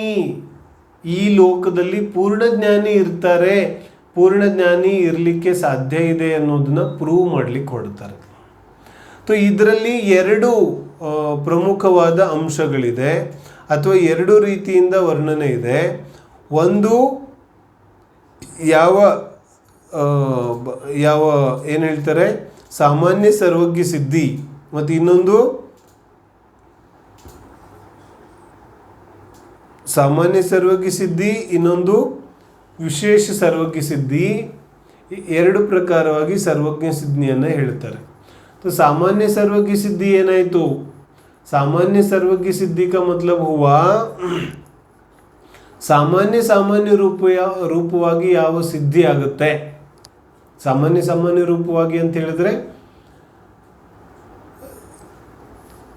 ಈ ಪ್ರಪಂಚದಲ್ಲಿ ಸರ್ವಜ್ಞ ಇರಲಿಕ್ಕೆ ಸಾಧ್ಯ ಇದೆ, ಇದು ಸಾಮಾನ್ಯ ಸರ್ವಜ್ಞ ಸಿದ್ಧಿ. ಅಂದರೆ ಇದು ಯಾರಿಗೋಸ್ಕರ? ಕೆಲವೊಂದು ಜನ ಹೇಳ್ತಾರಲ್ಲ, ಈ ಪ್ರಪಂಚದಲ್ಲಿ ಸರ್ವಜ್ಞ ಇರ್ಲಿಕ್ಕೆ ಹೆಂಗೆ ಸಾಧ್ಯ ಇದೆ, ಎಲ್ಲನೂ ತಿಳಿಯುವಂಥ ವ್ಯಕ್ತಿ ಈ ಪ್ರಪಂಚದಲ್ಲಿ ಇರ್ಲಿಕ್ಕೆ ಹೆಂಗೆ ಸಾಧ್ಯ ಇದೆ? ವಿಜ್ಞಾನ ಹೇಳುತ್ತೆ, ಅನೇಕ ಆಧುನಿಕ ಜಗತ್ತಿನ ಜೀವಿಗಳು ಹೇಳ್ತಾರೆ, ಸರ್ವಜ್ಞ ಇರ್ಲಿಕ್ಕೆ ಹೆಂಗೆ ಸಾಧ್ಯ ಇದೆ? ಓಮ್ನಿಸೆನ್ಸ್, ದ ಹೋಲ್ ಎಂಟೈರ್ ವರ್ಲ್ಡ್ ಅನ್ನು ತಿಳಿಯುವಂತಹ ಸಾಮರ್ಥ್ಯ ಇರ್ಲಿಕ್ಕೆ ಹೆಂಗೆ ಸಾಧ್ಯ ಇದೆ? ಇದೆಲ್ಲ ಕಪೋಲ ಕಲ್ಪಿತ ಇದೆ ಅನ್ನೋತಕ್ಕಂಥದ್ದು ಅನೇಕ ಜನರ ಮಾನ್ಯತೆ ಇದೆ, ಅಭಿಪ್ರಾಯ ಇದೆ. ಅಂಥ ಜನರಿಗೆ ಮೊದಲೇನು ಮಾಡ್ತಾರೆ? ಅರ್ಹಂತ ಪರಮೇಷ್ಠಿ ಇರಲಿಕ್ಕೆ ಸಾಧ್ಯ ಇದೆ, ಅಥವಾ ಸರ್ವಜ್ಞ ಇರಲಿಕ್ಕೆ ಸಾಧ್ಯ ಇದೆ ಪ್ರಪಂಚದಲ್ಲಿ ಅನ್ನೋದನ್ನು ಸಿದ್ಧ ಮಾಡ್ತಾರೆ. So it is a common. ಸರ್ವಜ್ಞ, ಸಂಪೂರ್ಣ ಜ್ಞಾನಿ ಅನ್ನುವಂತಹ ವ್ಯಕ್ತಿ, ಒಬ್ಬ ವ್ಯಕ್ತಿ ಸಂಪೂರ್ಣ ಜ್ಞಾನವನ್ನು ಪಡೀಲಿಕ್ಕೆ ಸಾಧ್ಯ ಇದೆ ಅನ್ನೋದನ್ನು ಮೊದಲು ನಿರ್ಣಯ ಮಾಡ್ತಾರೆ. ಇದಕ್ಕೆ ಸಾಮಾನ್ಯ ಸರ್ವಜ್ಞ ಸಿದ್ಧಿ ಅಂತ ಕರೀತಾರೆ. 4 ಮತ್ತು 5ನೇ ಪದ್ಯಗಳಲ್ಲಿ ಸಾಮಾನ್ಯ ಸರ್ವಜ್ಞ ಸಿದ್ಧಿಯನ್ನು ಮಾಡ್ತಾರೆ. ಅಂದರೆ ಪ್ರಪಂಚದಲ್ಲಿ ಪೂರ್ಣ ಜ್ಞಾನಿ, ಸಂಪೂರ್ಣ ಜ್ಞಾನಿ, ಕೇವಲ ಜ್ಞಾನಿ, ಸರ್ವಜ್ಞ ಪರಮಾತ್ಮ ಇರಲಿಕ್ಕೆ ಸಾಧ್ಯ ಇದೆ ಅನ್ನೋದನ್ನು 4-5 ಪದ್ಯದಲ್ಲಿ ಪ್ರೂವ್ ಮಾಡ್ತಾರೆ. ಇನ್ನು ನೆಕ್ಸ್ಟು ವಿಶೇಷ ಸರ್ವಜ್ಞ ಸಿದ್ಧಿಯಲ್ಲಿ ಏನು ಮಾಡ್ತಾರೆ? ಅದರಲ್ಲಿ ಅರ್ಹಂತ ಪರಮೇಷ್ಠಿ ಅಥವಾ ಕೇವಲ ಜ್ಞಾನಿ ಇರಲಿಕ್ಕೆ ಸಾಧ್ಯ ಇದೆ ಅನ್ನೋದು ಮೊದಲೇ ಹೇಳಿದ್ರು. ಈಗ ವೀತರಾಗಿನೇ ಪೂರ್ಣ ಜ್ಞಾನಿ ಆಗಲಿಕ್ಕೆ ಸಾಧ್ಯ ಇದೆ ಅನ್ನೋದನ್ನು ನಿರ್ಣಯ ಮಾಡ್ತಾರೆ. ಅಂದರೆ ಅರ್ಹಂತ ಪರಮೇಷ್ಠಿ, ಮೋಹರಾಗದ್ವೇಷವನ್ನು ತ್ಯಾಗ ಮಾಡಿದಂತಹ ಅರ್ಹಂತ ಪರಮೇಷ್ಠಿನೇ ಪೂರ್ಣ ಜ್ಞಾನಿ ಆಗಲಿಕ್ಕೆ ಸಾಧ್ಯ ಇದೆ. ಇನ್ಯಾರೂ ಪೂರ್ಣ ಜ್ಞಾನಿ ಸರ್ವಜ್ಞ ಆಗಲಿಕ್ಕೆ ಸಾಧ್ಯ ಇಲ್ಲ. ಇದನ್ನು ನಂತರ ವಿಶೇಷ ಸರ್ವಜ್ಞ ಸಿದ್ಧಿ. ವಿಶೇಷ ಸರ್ವಜ್ಞ ಸಿದ್ಧಿಯಲ್ಲಿ ಪ್ರತ್ಯೇಕವಾಗಿ ಅರ್ಹಂತ ಪರಮೇಷ್ಠಿನೇ ಪೂರ್ಣ ಜ್ಞಾನಿ ಆಗಲಿಕ್ಕೆ ಸಾಧ್ಯ ಇದೆ ಅನ್ನೋದನ್ನು ಹೇಳ್ತಾರೆ. ಸಾಮಾನ್ಯ ಸರ್ವಜ್ಞ ಸಿದ್ಧಿಯಲ್ಲಿ ಈ ಪ್ರಪಂಚದಲ್ಲಿ ಸರ್ವಜ್ಞ ಆಗಲಿಕ್ಕೆ ಸಾಧ್ಯ ಇದೆ, ಪೂರ್ಣ ಜ್ಞಾನಿ ಇರಲಿಕ್ಕೆ ಸಾಧ್ಯ ಇದೆ ಅನ್ನೋದನ್ನು ಸಾಮಾನ್ಯ ಸರ್ವಜ್ಞ ಸಿದ್ಧಿಯಲ್ಲಿ ಪ್ರೂವ್ ಮಾಡಿ ಹೇಳ್ತಾರೆ. ಇಷ್ಟು ಗೊತ್ತಾಯಿತು ಅಂತ ನಾನು ತಿಳ್ಕೊತೇನೆ. ಏನೇನು? ಸಾಮಾನ್ಯ ಸರ್ವಜ್ಞ ಸಿದ್ಧಿಯಲ್ಲಿ ಕಾಮನ್ ಆಗಿ ಸರ್ವಜ್ಞ ಇರ್ತಾರೆ ಅನ್ನೋದನ್ನು ನಿರ್ಣಯ ಮಾಡ್ತಾರೆ. ವಿಶೇಷ ಸರ್ವಜ್ಞ ಸಿದ್ಧಿಯಲ್ಲಿ ಸರ್ವಜ್ಞ ಪರಮಾತ್ಮ ಇರ್ತಾರೆ ಅನ್ನೋದು ನಿಜ, ಮತ್ತು ಆ ಸರ್ವಜ್ಞ ಪರಮಾತ್ಮ ವೀತರಾಗಿ ಅನಂತ ಪರಮೇಷ್ಠನೇ ಇರಲಿಕ್ಕೆ ಸಾಧ್ಯ ಇದೆ, ಅನ್ಯ ಯಾರು ಪೂರ್ಣ ಜ್ಞಾನಿ ಸರ್ವಜ್ಞ ಆಗಲಿಕ್ಕೆ ಸಾಧ್ಯ ಇಲ್ಲ ಅನ್ನೋದನ್ನು ಇನ್ನೊಂದು ರೀತಿಯಲ್ಲಿ ವಿಶೇಷ ಸರ್ವಜ್ಞ ಸಿದ್ಧಿಯಲ್ಲಿ ಹೇಳ್ತಾರೆ. ನಾವು 3ನೇ ಪದ್ಯದಿಂದ ಚರ್ಚೆಯನ್ನು ಪ್ರಾರಂಭ ಮಾಡೋದಿದೆ. 4ನೇ ಪದ್ಯದಿಂದ. 4ನೇ ಪದ್ಯದಲ್ಲಿ ಏನು ಹೇಳ್ತಿದ್ದಾರೆ? ನಾನು ಪದ್ಯವನ್ನು ಓದ್ತೇನೆ, ಓದಿದ ಮೇಲೆ ನಾವು ಇದನ್ನು ಚರ್ಚೆ ಮಾಡೋದಿದೆ. 4ನೇ ಪದ್ಯ. ದೋಷಾವರ್ಣಯೋರ್ಹಾನಿ ನಿಶೇಷ ಸ್ಥಿತಿಶಾಯನಾತ್ ಕ್ವಚಿದ್ಯಥಾ ಸ್ವಹೇತುಭ್ಯೋ ಬಹಿರಂತರ್ಮಲಕ್ಷಯಃ. ಇನ್ನೊಂದ್ಸಲಿ ಓದ್ತೇನೆ, ಗಮನ ಕೊಟ್ಟು ಕೇಳೋದು ಉಚ್ಚಾರಣೆಗಳನ್ನು, ಮತ್ತೆ ಅನಂತರ ಅವುಗಳನ್ನು ಹಾಗೇನೆ ಓದಲಿಕ್ಕೆ ಪ್ರಯತ್ನ ಪಡೋದು. ಏನು ಹೇಳ್ತಿದ್ದಾರೆ? ದೋಷಾವರ್ಣಯೋರ್ಹಾನಿರ್ನಿಶೇಷಾಸ್ತ್ಯತಿಶಾಯನಾತ್ ಕ್ವಚಿದ್ಯಥಾ ಸ್ವಹೇತುಭ್ಯೋ ಬಹಿರಂತರ್ಮಲಕ್ಷಯಃ. ಏನು ಹೇಳ್ತಿದ್ದಾರೆ? ದೋಷಾವರ್ಣಯೋರ್ಹಾನಿ, ದೋಷಾವರ್ಣಯೋಹು ಹಾನಿ. ಹಾನಿ ಇದೆಯಲ್ಲ, ಹೋಗಿ ರದು ಒತ್ತು ಬರುತ್ತೆ, ಅರ್ಕ ಒತ್ತು. ಆ ಅರ್ಕಾವತ್ತು ಏನಾಗುತ್ತೆ? ವಿಸರ್ಗ ಆಗುತ್ತೆ ಸಂಧಿ ವಿಚ್ಛೇದ ಮಾಡಿದಾಗ. ಏನ ಸ್ವಲ್ಪ ಸ್ವಲ್ಪ ಸಂಧಿಗಳನ್ನು ಸ್ವಲ್ಪ ಸ್ವಲ್ಪ ಕಲಿತಾ ಹೋಗೋದು. ನಾನೇನು ಸಂಧಿ ಕಲಿಸೋದಿಲ್ಲ, ಯಾವ ರೀತಿ ಪದ್ಯಗಳ ಅರ್ಥವನ್ನು ತಗೋಬೇಕು ನಾವು ಅಷ್ಟೇ. ಸಾಮಾನ್ಯವಾಗಿ ಅಷ್ಟು ಗೊತ್ತಾದರೆ ಸಾಕು. ವಿಶೇಷ ವ್ಯಾಕರಣವನ್ನೆಲ್ಲ ಕಲಿಯಕ್ಕೆ ಹೋಗೋ ಅವಶ್ಯಕತೆ ಏನಿಲ್ಲ. ಏನ ನಮಗೆ ಮೂಲ ಅರ್ಥ ತೆಗಿಯೋಕ್ಕೆ ಗೊತ್ತಾಗಬೇಕು. ದೋಷಾವರ್ಣಯೋಹು ಹಾನಿ, ದೋಷಾವರ್ಣಯೋರ್ ಹಾನಿ ಅರ್ಥ ಆಗುತ್ತೆ. ಆ ಹಾಗೆ ಯಾವ ಅರ್ಕಾವತ್ತಿದೆ ಅದು ವಿಸರ್ಗ ಆಗುತ್ತೆ. ದೋಷಾವರ್ಣಯೋಹು ಹಾನಿ. ಏನು ಅರ್ಥ ಆಯಿತು? ದೋಷ ಏನ ಪ್ಲಸ್ ಆವರಣ, ದೋಷಾವರಣ ಅರ್ಥ ಆಯ್ತು. ದೋಷ ಪ್ಲಸ್ ಆವರಣ, ದೋಷಾವರಣ. ದೋಷ ಅಂದ್ರೆ ಏನು?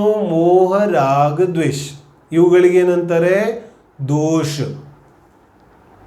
ಅರ್ಥ ಆಗುತ್ತೆ? ನಾವು ಪ್ರಪಂಚದಲ್ಲಿ ದೋಷ ದೋಷ ದೋಷ ದೋಷ ಬಹಳ ದೋಷ ಹುಡುಕ್ತಾ ಇರ್ತೇವೆ. ಮತ್ತು ಯಾವುದು ನಿಜವಾದ ದೋಷ ಇದೆ ಅದಕ್ಕೆ ಯಾವತ್ತೂ ದೋಷನೇ ಅನ್ನೋದಿಲ್ಲ. ಮೋಹ, ರಾಗ, ದ್ವೇಷ. ರಾಗ ಇದು ದೋಷ ಇದೆಯೋ ಗುಣ ಇದೆಯೋ? ಏನಿದೆ? ಏನು ಹೇಳ್ತಿದ್ದಾರೆ? ರಾಗ ಇದೆಯಲ್ಲ, ರಾಗ ಅಂದರೆ ಅರ್ಥ ಆಗುತ್ತಲ್ಲ, ಪುಣ್ಯ ಭಾವ, ಪ್ರೇಮ್ ಭಾವ. ದ್ವೇಷ ಭಾವ ಅಂತೂ ಕೆಟ್ಟದಿದೆ, ನಮಗೆಲ್ಲರಿಗೂ ಗೊತ್ತಿದೆ. ನಾವೆಲ್ಲರೂ ಅದನ್ನು ಕೆಟ್ಟದಂತಲೇ ತಿಳಿತೇವೆ. ಹಾಗಾಗಿ ಅದು ದೋಷ ಇದೆ. ದ್ವೇಷ ದೋಷ ಇದೆ. ರಾಗ ಏನಿದೆ? ರಾಗನೂ ದೋಷ ಇದೆ. ಅರ್ಥ? ದೋಷದಲ್ಲಿ ಯಾವ ರಾಗ ಇದೆ ಅದನ್ನು ನಾವು ಸೇರಿಸೋದೇ ಇಲ್ಲ. ರಾಗವನ್ನು ಗುಣದ ಕೆಟಗರಿಯಲ್ಲಿ ಸೇರಿಸ್ತೇವೆ. ಅರೆ ಗುಣ ಅಂತೂ ವೀತರಾಗುತ್ತೆ ಇದೆ. ಸಮತಾ ಭಾವ ಅದು ಗುಣ ಇದೆ. ಈ ಯಾವ ರಾಗ ಇದೆ ಇದು ಕೂಡ ದೋಷ ಇದೆ. ಆದರೆ ದ್ವೇಷಕ್ಕೆ ಹೋಲಿಸಿದಾಗ ರಾಗ ಒಳ್ಳೆಯದಿದೆ. ಆದರೆ देखो किसी कोई बीमार हुआ हो, ಜ್ವರ ಬಂದಿದೆ, 103 ಡಿಗ್ರಿ ಜ್ವರ ಇದೆ.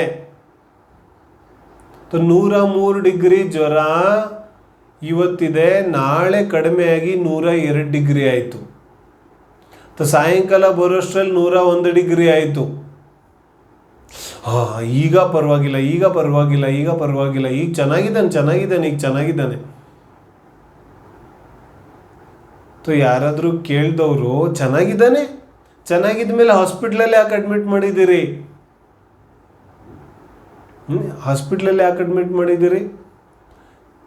ಚೆನ್ನಾಗಿದ್ದಾನೆ ಅದರ ಅರ್ಥ ನಿನ್ನೆಗಿಂತ ಚೆನ್ನಾಗಿದ್ದಾನೆ, ನಿಜವಾಗ್ಲೂ ನಿರೋಗಿ ಆಗಿಲ್ಲ. ಮತ್ತು ಚೆನ್ನಾಗಿದೆ ಯಾಕಂತಿದ್ದೀರಿ? ನಿನ್ನೆ ಕಂಪ್ಯಾರಿಸನ್ನಲ್ಲಿ ಇವತ್ತು ಚೆನ್ನಾಗಿದ್ದಾನೆ ಅಷ್ಟೇ, ಆದರೆ ನಿರೋಗಿ ಆಗಿಲ್ಲ. ಹಾಗೆಯೇ ದ್ವೇಷಕ್ಕೆ ಕಂಪೇರ್ ಮಾಡಿದಾಗ ರಾಗ ಒಳ್ಳೆಯದು ಅಂತ ಹೇಳ್ತಾ ಇದ್ದೀವಿ ಅಷ್ಟೇ. ಆದರೆ ಜೀವ ಪೂರ್ಣ ವೀತರಾಗಿ ಆಗಿಲ್ಲ, ಪೂರ್ಣ ನಿರ್ದೋಷಿ ಆಗಿಲ್ಲ, ಅದು ದೋಷನೇ ಇದೆ. ಅರ್ಥ ಆಗುತ್ತೆ? ಮೋಹ, ರಾಗ, ದ್ವೇಷ ಇದೆಲ್ಲವೂ ಕೂಡ ಏನಿದೆ? ದೋಷ ಇದೆ. ದೋಷ ಅರ್ಥ ಆಯಿತು? ದೋಷ ಆದಮೇಲೆ ರಾಗ, ಆವರಣ. ಆವರಣ ಯಾವುದಕ್ಕನ್ನೋದು ಹೇಳ್ತಾರೆ? ಆವರಣ ಅಂತ ಹೇಳಿದ್ರೆ ಯಾವುದು ಈ ಜೀವಕ್ಕೆ ಸತತವಾಗಿ ಹೇಳುತ್ತೆ, तो ಯಾವ ದ್ವೇಷ ಇದೆ ಏನ तो ಆ ಯಾವ ದ್ವೇಷ ಇದೆ ಈ ಮೋಹ ರಾಗ ದ್ವೇಷ ಇದನ್ನು ಒಂದು ಕೆಟಗರಿ ಮಾಡಿದ್ರು. ಆನಂತರ ಆವರಣ. ಆವರಣ ಯಾವುದಕ್ಕನ್ನೋದು ಆವರಣ ಹೇಳ್ತಾರೆ ಜ್ಞಾನಾವರಣ ಇತ್ಯಾದಿ ಕರ್ಮಗಳು ಏನ ಯಾವುದಕ್ಕೆ ಏನಂತೀವಿ ನಾವು ಆವರಣ ಅಂದರೆ ಪರ್ದೆ ಹಾಕುವಂಥ ಕೆಲಸ ಮಾಡ್ತವೆ ಕರ್ಮಗಳು, ಮಧ್ಯದಲ್ಲಿ ಅಂತರಾಯ ಮಾಡುವಂತಹ ಕೆಲಸ ಮಾಡ್ತವೆ ಕರ್ಮಗಳು. तो ಅದಕ್ಕೇನಂದ್ರು ಆವರಣ ಏನ. तो ಎರಡು ವಸ್ತು ಆಯಿತು, ಒಂದು ದೋಷ ಇನ್ನೊಂದು ಆವರಣ. तो ದೋಷ ಅಂದರೆ ಮೋಹರಾಗ ದ್ವೇಷ, ಆವರಣ ಅಂದರೆ ಜ್ಞಾನಾವರಣ ಇತ್ಯಾದಿ ಕರ್ಮಗಳು. ಇದೆರಡನ್ನು ಸೇರಿಸಿದ್ರು. तो ದೋಷಾವರಣಯೋಹು, ಯೋಹು ಇದು ಬಹುವಚನ ಅಂದರೆ ದ್ವಿವಚನ. ಈ ಯಾವ ದೋಷ ಮತ್ತು ಆವರಣ ಎರಡಿದೆಯಲ್ಲ तो ದ್ವಿವಚನ. तो ದೋಷ ಮತ್ತು ಆವರಣಗಳ ಹಾನಿ, ಹಾನಿ ಅಂದರೆ ನಾಶ ಏನ. ದೋಷ ಮತ್ತು ಆವರಣಗಳ ಹಾನಿ, ದೋಷ ಮತ್ತು ಆವರಣಗಳ ಹಾನಿ ಆಗುತ್ತೋ ಇಲ್ವೋ, ನಿಶೇಷಾಸ್ತಿ ಅತಿಶಾಯನಾತ್. ಇಲ್ಲೇನೇ ನಿಶೇಷ, ನಿಶೇಷ, ನಿಹಿ, ನಿಹಿ ಉಪಸರ್ಗ ಯಾವಾಗ ನಾವು ಪ್ರಯೋಗ ಮಾಡ್ತೇವೆ, ಯಾವಾಗ ನಾವು ಸಂಪೂರ್ಣತೆಯನ್ನು ತೋರಿಸ್ಬೇಕಾಗುತ್ತೆ, ಪರಿಪೂರ್ಣತೆಯನ್ನು ತೋರಿಸ್ಬೇಕಾಗುತ್ತೆ. ಪರಿಪೂರ್ಣ ಸ್ವರೂಪವನ್ನು ತೋರಿಸ್ಬೇಕಾದ್ರೆ ನಿಹಿ ಉಪಸರ್ಗವನ್ನು ಪ್ರಯೋಗ ಮಾಡ್ತೇವೆ ಏನ. ನಿಹಿ ಉಪಸರ್ಗದ ಬಳಕೆ ಎಲ್ಲೆಲ್ಲಾಗುತ್ತೆ, ಅದರ ಅರ್ಥ ಪೂರ್ಣತೆ. ತು ಇಲ್ಲಿ ಶೇಷ ಶಬ್ದ ಇದೆಯಲ್ಲ, ಶೇಷ ಅಂದರೆ ಬಾಕಿ ಉಳಿಯೋದು, ನಿಶೇಷ ಅಂದರೆ ಏನೂ ಬಾಕಿ ಉಳಿದೇ ಇರೋದು. ಅರ್ಥ ಆಗುತ್ತೆ. ನಿಶೇಷ, ಶೇಷ ಅಂದರೆ ಬ್ಯಾಲೆನ್ಸ್, ಸಮಥಿಂಗ್ ಇಸ್ ಬ್ಯಾಲೆನ್ಸ್ ಇದೆ, ಏನಾದರೂ ಬಾಕಿ ಇದೆ. ನಿಶೇಷ ಅಂದರೆ ಏನೂ ಬಾಕಿ ಇಲ್ಲ. ಇಲ್ಲೇನು ಹೇಳ್ತಿದ್ದಾರೆ, ದೋಷ ಮತ್ತು ಆವರಣಗಳು ಇದು ನಾಶ ಆಗಲಿಕ್ಕೆ ಸಾಧ್ಯ ಇದೆಯೋ ಇಲ್ವೋ ಹೇಳ್ತಾರೆ. ನಮಗೆ ಕಣ್ಣಾರೆ ಕಾಣಿಸ್ತಿದೆ, ಯಾಕಂದ್ರೆ ಇಲ್ಲಿ ಕ್ವಚಿದ್ಯತಾ ಸ್ವಹೇತುಭ್ಯೋ ಬಹಿಹಿ ಅಂತಃ ಮಲಕ್ಷಯ. ಅರ್ಥ ಆಗುತ್ತೆ. ಕ್ವಚಿದ್ಯಥಾ, ಕ್ವಚಿತ್, ಕ್ವಚಿತ್ ಅಂದರೆ ಯಾರಿಗಾದರೂ, ಯಾವಾಗಾದರೂ ಏನ. ಯಥಾ, ಯಥಾ ಅಂದರೆ ಜೈಸೆ, ಜಿಸ್ ಪ್ರಕಾರ ಸೆ, ಯಾವ ಪ್ರಕಾರ. ಏನು ಹೇಳ್ತಾರೆ, ಬಹಿಹಿ ಅಂತಃ ಮಲಕ್ಷಯ, ಬಹಿರ್ ಮತ್ತು ಅಂತರಂಗ ಮಲಕ್ಷಯ ಆಗುತ್ತೆ. ಏನು ಹೇಳಲಿಕ್ಕೆ ಅರ್ಥ, ಆಚಾರ್ಯರು ಏನು ಹೇಳ್ತಾ ಇದ್ದಾರೆ, ಆಚಾರ್ಯರು ಹೇಳ್ತಾ ಇದ್ದಾರೆ ಬಹಿರಂಗ ಮತ್ತು ಅಂತರಂಗ ಮಲ. ಯಾವುದಾದ್ರು ಬಹಿರಂಗ ಅಂತರಂಗ, ಇಲ್ಲಿ ಮೋಹ ರಾಗ ದ್ವೇಷ ಅಂತರಂಗ ಮತ್ತು ಜ್ಞಾನಾವರಣ ಇತ್ಯಾದಿ ಬಹಿರಂಗ. ಇದೆರಡೂ ಮಲ ಇದೆ. ಈ ಮಲವನ್ನು, ಈ ದೋಷವನ್ನು ಸಂಪೂರ್ಣ ಕ್ಷಯ ಆಗೋದು ಸಾಧ್ಯ ಇದೆಯೋ ಇಲ್ವೋ ಹೇಳ್ತಾರೆ. ಕಣ್ಣಾರೆ ಕಾಣಿಸ್ತಿದೆಯಲ್ಲ, ಏನು ಕಾಣಿಸ್ತಿದೆ, ಕಿ ಒಬ್ಬನಿಗೆ ಕ್ರೋಧ ಜಾಸ್ತಿ ಇದೆ, ಇನ್ನೊಬ್ಬನಿಗೆ ಅದಕ್ಕಿಂತ ಜಾಸ್ತಿ ಇರ್ಬೋದು, ಮತ್ತಿನ್ನೊಬ್ಬನಿಗೆ ಅದಕ್ಕಿಂತ ಜಾಸ್ತಿ ಇರ್ಬೋದು, ಮತ್ತಿನ್ನೊಬ್ಬನಿಗೆ ಅದಕ್ಕಿಂತ ಜಾಸ್ತಿ ಇರ್ಬೋದು. ಏನು ಹೇಳ್ತಾರೆ, ಅರ್ಥ ಆಗುತ್ತೆ. ನಾವು ಹೇಳ್ತೀವಲ್ಲ ಮರಕ್ಕಿಂತ ಮರ ದೊಡ್ಡದು. ಮರಕ್ಕಿಂತ ಮರ ದೊಡ್ಡದು ಅಂದರೆ ಯಾವ ಮರ ಅಲ್ಟಿಮೇಟ್ಲಿ ದೊಡ್ಡದು, ಹಾಗಾದರೆ ಅದನ್ನು ಹುಡುಕೋದು ಕಷ್ಟ ಇದೆ. ಆದರೆ ಮರಕ್ಕಿಂತ ಮರ ದೊಡ್ಡದಿದೆ. ಹಾಗೇನೆ ಇಲ್ಲೇನು ಹೇಳ್ತಿದ್ದಾರೆ, ಯಾವ ಅರ್ಹಂತ ಪರಮೇಷ್ಠಿಯ ಸ್ವರೂಪ ಇದೆ ಆ ರೀತಿಯಾದ ಸ್ವರೂಪ ಇರಲಿಕ್ಕೆ ಸಾಧ್ಯ ಇದೆ. ಯಾಕಂದರೆ ಮೋಹ ರಾಗ ದ್ವೇಷ ಒಬ್ಬನಿಗೆ ಕಡಿಮೆ ಇದೆ, ಅವರು ತುಂಬ ಕ್ರೋಧ ಮಾನ್ ಮಯಲೋಭ ಏನೂ ಇಲ್ಲ, ಅವರಲ್ಲಿ ತುಂಬ ತುಂಬ ತುಂಬ ಸಮಾಧಾನ ಇದ್ದಾರೆ. ಇನ್ನೊಬ್ಬನ ನೋಡ್ತೇವೆ, ಅವ್ರಿಗಿಂತನೂ ಮೋಹರಾಗ ದ್ವೇಷ ಕಡಿಮೆ ಇದೆ, ಇವ್ರು ಅವ್ರಿಗಿಂತ ಕಡಿಮೆ ಇದ್ದಾರೆ. ಇನ್ನೊಬ್ಬನ ನೋಡ್ತೇವೆ, ಇವ್ರ ಹತ್ರ ಅವರಷ್ಟು ರಾಗದ್ವೇಷ ಇಲ್ಲ, ಅವ್ರಿಗಿಂತ ಕಡಿಮೆ ಇದೆ. ಹೀಗೆ ಕಡಿಮೆ ಕಡಿಮೆ ಕಡಿಮೆ ಕಡಿಮೆ ಕಡಿಮೆ ಕಡಿಮೆ ಕಡಿಮೆ ರಾಗದ್ವೇಷ, ಕಡಿಮೆ ಕಷಾಯ ಕಡಿಮೆ ಕಷಾಯ ಕಡಿಮೆ ಕಷಾಯ ಭಾವಗಳು ಹಿಂಗೆ ಹೋಗ್ತಾ ಹೋಗ್ತಾ ಹೋಗ್ತಾ ನಾಶ ಕಂಡು ಬರ್ತಾ ಇದೆಯಲ್ಲ ನಮಗೆ. ಏನು ಹೇಳ್ತಾರೆ, ಒಬ್ಬರಲ್ಲಿ ಎಷ್ಟು ಕಷಾಯ ಭಾವಗಳಿದೆ, ಇನ್ನೊಬ್ಬರಲ್ಲಿ ಅದಕ್ಕಿಂತ ಕಡಿಮೆ ಇದೆ. ಅವರಲ್ಲಿ ಎಷ್ಟಿದೆ ಅದಕ್ಕಿಂತ ಇನ್ನೊಬ್ಬರಲ್ಲಿ ಕಡಿಮೆ ಇದೆ. ಅವರಲ್ಲಿ ಎಷ್ಟು ಕಡಿಮೆ ಇದೆ ಅದಕ್ಕಿಂತ ಮತ್ತೊಬ್ಬರಲ್ಲಿ ಕಡಿಮೆ ಇದೆ. ಹೀಗೆ ಕಷಾಯಗಳಲ್ಲಿ ಮಂದ ಮತ್ತು ತೀವ್ರತೆಗಳನ್ನು ನಾವು ನೋಡ್ತಾನೆ ಇದ್ದೇವೆ. ಇದೇ ರೀತಿಯಾಗಿ ರಾಸ ಆಗ್ತಾ ಆಗ್ತಾ ಕಡಿಮೆ ಆಗ್ತಾ ಆಗ್ತಾ ಆಗ್ತಾ ಆಗ್ತಾ ಸಂಪೂರ್ಣವಾಗಿ ನಾಶ ಆಗಲಿಕ್ಕೆ ಯಾಕೆ ಸಾಧ್ಯ ಇಲ್ಲ? ಅರ್ಥ ಆಗ್ತಿದೆ? ನನ್ನ ಹತ್ರ 1 ಕೋಟಿ ಇದೆ ಏನೋ, ಅಥವಾ 1 ಕೋಟಿ ನಾನು ದಿನ ಖರ್ಚು ಮಾಡ್ತಾ ಇದ್ದೇನೆ. ದಿನ ಖರ್ಚು ಮಾಡ್ತಾ ಇದ್ದೇನೆ, ಅದರ ಅರ್ಥ ಯಾವತ್ತಾದರೂ ಒಂದಿನ ಸಂಪೂರ್ಣ ಖಾಲಿನೂ ಆಗತ್ತೆ. ಏನು ಹೇಳ್ತಾರೆ?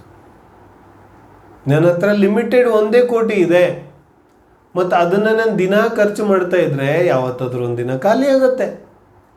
ಹಾಗೆ ಯಾವ ಮೋಹರಾಗದ್ವೇಷಗಳಿದೆ ಅಥವಾ ಕರ್ಮಗಳಿದೆ, ಇವುಗಳು ಪ್ರತಿದಿನ ಕ್ಷಯ ಆಗ್ತಾ ಹೋದರೆ ಕ್ರಮೇಣವಾಗಿ ಕ್ಷಯ ಆಗ್ತಾ ಆಗ್ತಾ ಆಗ್ತಾ ಆಗ್ತಾ ಆಗ್ತಾ ಆಗ್ತಾ ಆಗ್ತಾ ಒಂದು ದಿನ ಸಂಪೂರ್ಣ ಕ್ಷಯ ಆಗಿಬಿಡುತ್ತೆ.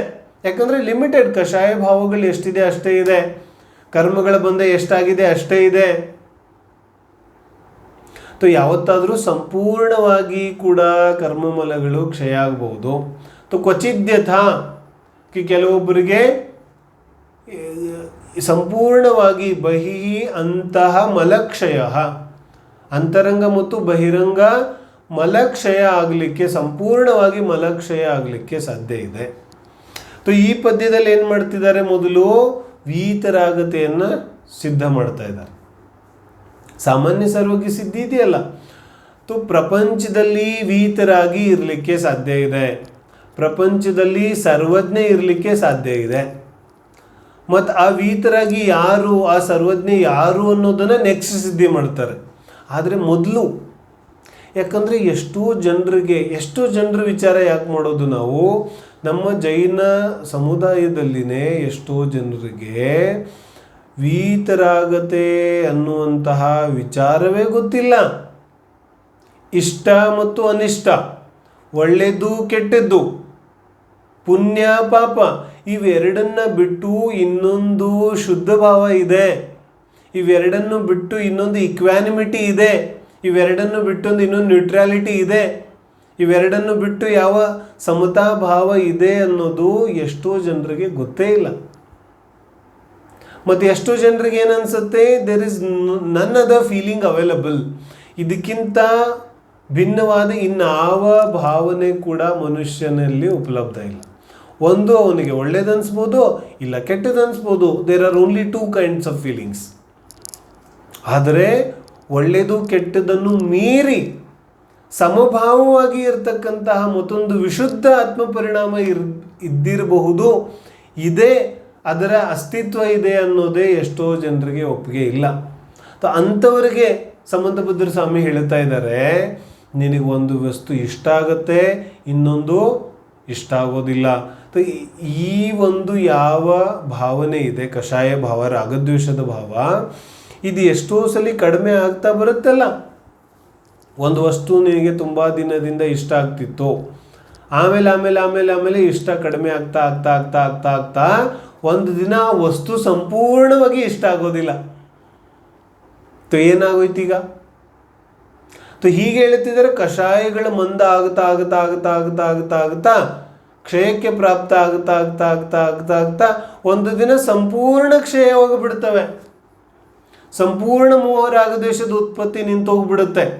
ಯಾವಾಗ ಸಂಪೂರ್ಣ ಮೋಹ ರಾಗದ್ವೇಷದ ಉತ್ಪತ್ತಿ ನಿಂತೋಗ್ಬಿಡುತ್ತೆ, ಆಗ ಆ ಜೀವ ಪೂರ್ಣವೀತರಾಗಿ ಆಗ್ತಾನೆ.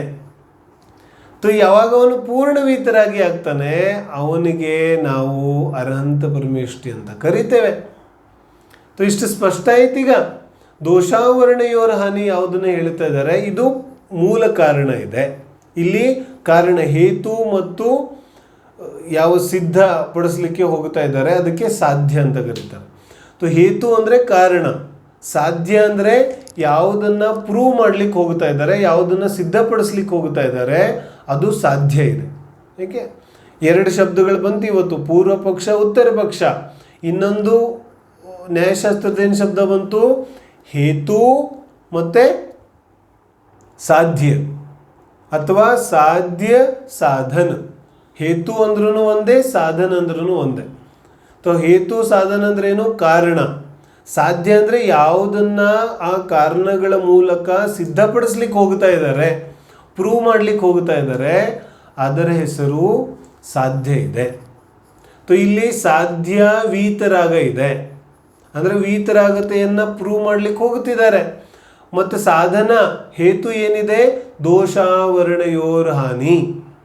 ದೋಷ ಮತ್ತು ಆವರಣಗಳ ಹಾನಿ ನಮಗೆ ಪ್ರಪಂಚದಲ್ಲಿ ಕಂಡು ಬರ್ತಾ ಇದೆ. ಈ ರೀತಿಯಾದ ಹಾನಿ ಆಗ್ತಾ ಆಗ್ತಾ ಆಗ್ತಾ ಆಗ್ತಾ ಒಂದು ದಿನ ಸಂಪೂರ್ಣ ಹಾನಿ ಆದರೆ ಅವನೇ ಪರಮವೀತರಾಗಿ ಆಗುತ್ತಾನೆ. ಹಾಗಾಗಿ ವೀತರಾಗಿ ಅರ್ಹಂತ ಪರಮೇಷ್ಠಿ ಪ್ರಪಂಚದಲ್ಲಿ ಇರಲಿಕ್ಕೆ ಸಾಧ್ಯ ಇದೆ ಅನ್ನೋದನ್ನು ಇಲ್ಲಿ ಆಚಾರ್ಯರು ಪ್ರೂವ್ ಮಾಡ್ತಾ ಇದ್ದಾರೆ. ಏನ ಇಲ್ಲಿ ಇಷ್ಟ ಅರ್ಥ ಆಗುತ್ತೆ. ಇದು ಸಾಮಾನ್ಯ ವೀತರಾಗತೆ ಸಿದ್ಧಿ ಇದೆ. ಇದರ ಸಂಪೂರ್ಣ ಭಾಗವನ್ನು ನಾವು ನಾಳೆ ಚರ್ಚೆ ಮಾಡೋದಿದೆ. ಆವಾಗ ಈ ವಿಚಾರ ಮತ್ತಷ್ಟು ಸ್ಪಷ್ಟವಾಗುತ್ತೆ. ಯಾಕಂದರೆ ಸರ್ವಜ್ಞತ್ವವನ್ನು ಇದರಲ್ಲಿ ಸೇರಿಸ್ತಾರೆ. ಇದರಲ್ಲಿ ಮುಖ್ಯವಾಗಿ 2 ಪ್ರಶ್ನೆಗಳಿದೆ. ಒಂದು, ನಾಳಿನ ವಿಚಾರಕ್ಕೆ ನಾನು ಫುಡ್ ಫಾರ್ ಥಾಟ್ ಈಗ ಕೊಡ್ತಾ ಇದ್ದೇನೆ. ನಾಳೆ ಪೂರ್ತಿ ವಿಚಾರ ಮಾಡೋದು ಸ್ವಾಧ್ಯಾಯ ಬರೋ ತನಕ. ಏನು ಸಮಂತಭದ್ರ ಸ್ವಾಮಿ ಕೇಳ್ತಾರೆ, ನೀನು ಸರ್ವಜ್ಞ ಇಲ್ಲ ಅಂತ ಹೇಳ್ತಾ ಇದೆಯಲ್ಲ, ಹೆಂಗೆ ಹೇಳ್ತಾ ಇದೀಯಾ?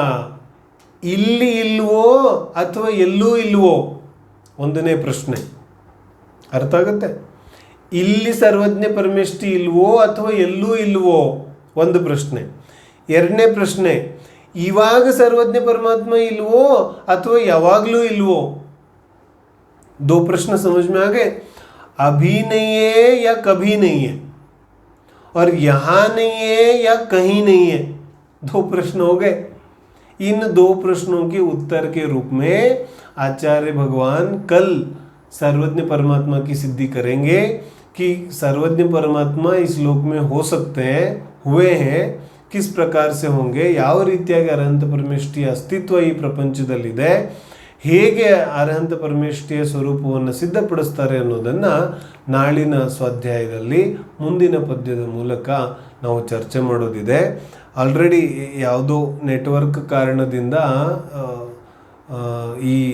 ಇದು ನಿಂತು ಹೋಗಿದೆ. ಹಾಗಾಗಿ ಈ ಸ್ವಾಧ್ಯಾಯವನ್ನು ನಾವು ಇಲ್ಲೇ ವಿರಾಮ ಮಾಡೋದಿದೆ. ನಾಳಿನ ಸ್ವಾಧ್ಯಾಯದಲ್ಲಿ ಮುಂದಿನ ಚರ್ಚೆಯನ್ನು